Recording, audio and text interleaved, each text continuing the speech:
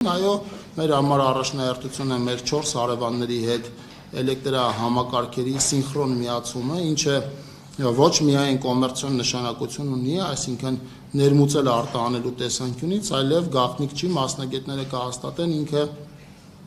կայունություն է հաղորդում էներգահամակարգին, այնպես ինչպես այս պահին Հայաստանի էներգահամակարգը կայունություն է հաղորդում Վրաստանի էներգահամակարգին եւ հակառակը, ինչպես նաեւ Հայաստանի էներգետիկ համակարգը կայունություն է հաղորդում Իրանի Իսլամական Հանրապետության էներգահամակարգին եւ հակառակը։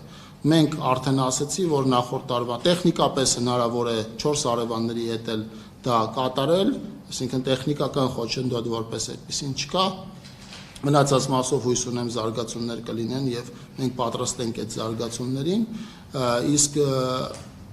մտահոգություն չունենք Իրանի Իսլամական Հանրապետության հետ կապված, ավելին էներգետիկ ոլորտում ունենք հրաշալի համագործակցություն, նախորդ տարվա ընթացքում ամբողջ 12 ամսվա ընթացքում մենք կայուն էլեկտրաէներգիա ենք մատակարարել Իրան եւ այնտեղից ստացել ենք գազ։ Ես նախորդ տարվա ընթացքում այց եմ կատարել նաեւ Թուրքիա, այնտեղ հանդիպել եմ Թուրքիայի էներգետիկ ոլորտը համակարգող նախարարի հետ, ֆիքսել ենք, որ դա տեխնիկապես հնարավոր է իրականացնել, ժամկետների եւ տեխնիկական լուծումների մասով այս պահին աշխատանքներ որպես ամփոփում իրականացված չի։